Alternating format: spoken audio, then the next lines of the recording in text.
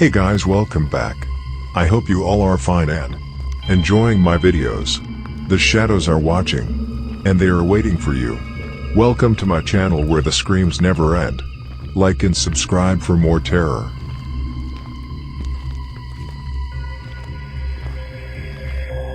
The locals called it the hollowing tree, not hollow, but hollowing, as if it were still becoming empty. Deep in blackthorn forest, it stood hunched and leaking dark sap that reeked of rot. Elias was 19, a film student obsessed with lost folklore. He read tales of children vanishing near the tree, screaming faces in the bark. He called it nonsense. He hiked in alone. As the sun dipped, he found it, gnarled like knuckles, massive, and wrapped in a stench sweet and foul. He set up his camera, then came the sobbing. Not from the woods. From inside the tree. He touched the bark. It felt damp, fleshy. Then it peeled back, like tearing skin. Inside, faces. Dozens. Eyeless. Screaming. One was Ruth, his missing cousin. He ran. But roots curled around his legs. He fell, and the tree shivered. The bark yawned wide. A black hollow opened.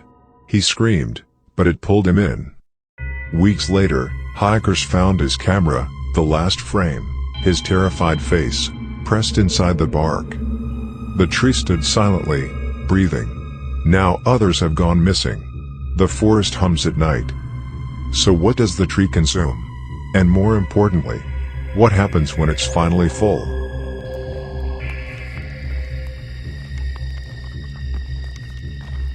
Grimvale Forest was long abandoned, blamed on soil toxicity. But locals whispered of something worse. Of people sinking into the moss. Linnea Larson, a moss specialist, entered at sunrise. Armed with science, and a refusal to believe the stories. The deeper she walked, the quieter it became. No birds. No bugs. Even the wind seemed to avoid this place. She bent to collect a strange moss. Then saw them. Rocks. Fingers. A wet hand burst from the moss and grabbed her boot. The ground moved, like something was crawling beneath her. A wet hand burst from the moss and grabbed her boot. The ground moved, like something was crawling beneath her. She ran. The whispers followed, "Lie down. Let go." It swarmed beneath. She found a shack, rotted, broken, wrapped in ivy. Inside, warnings carved in paper and walls. They wrote of the sleepers. The moss remembers. It screamed when burned. Night fell like a trap. Something pressed against the walls, slow, like it was breathing. Then came the singing, low, humming voices. The moss had voices. The camera caught faces under the moss, rising like blisters. Then gone. Her journal was found outside. It repeated the same line over and over, "Let go. Let go. Let go." Her voice came months later, captured on an audio log. "It's soft here. I see them all. It never ends." So what grows beneath the moss? And how many more must lie down before it's satisfied?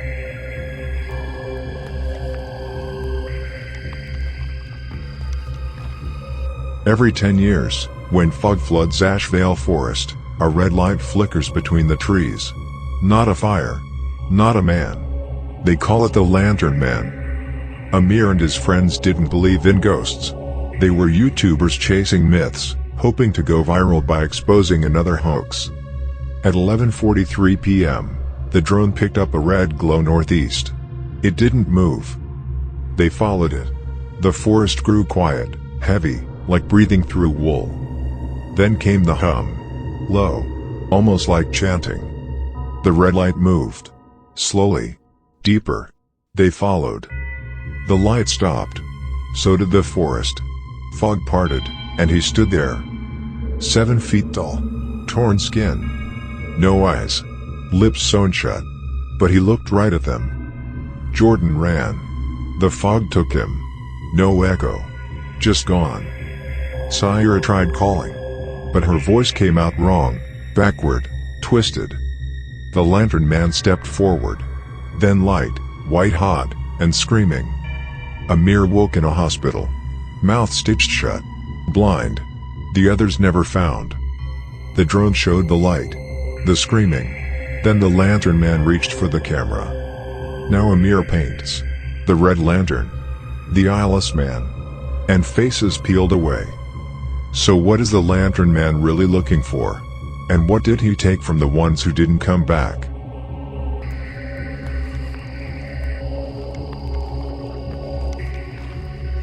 The choir of birch in the heart of Whisper Pine Forest. There is a perfect ring of birch trees. No undergrowth grows inside. No animals cross the edge. Locals call it the choir circle. They say if you enter it at night, the trees begin to sing. Eliza Byrne was a freelance sound engineer. She didn't believe in legends, just unexplained frequencies. She hiked in with her recorder and parabolic dish, expecting wind patterns. But the forest felt wrong. At 8:44 p.m., she picked up something. Faint, but layered. A human choir, perfect in harmony.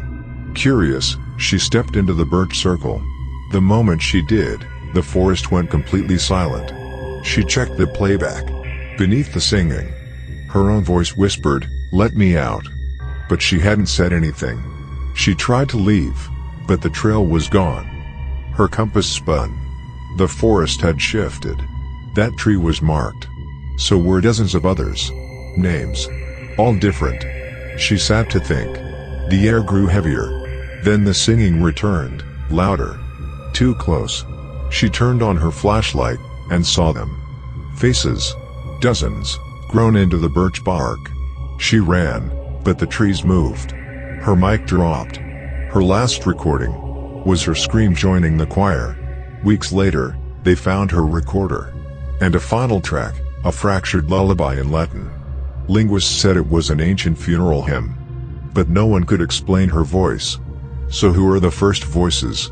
And what are the trees still trying to remember? I hope you liked this video. The Hollow chapter will return with more terror and horror. Like and subscribe to stay updated.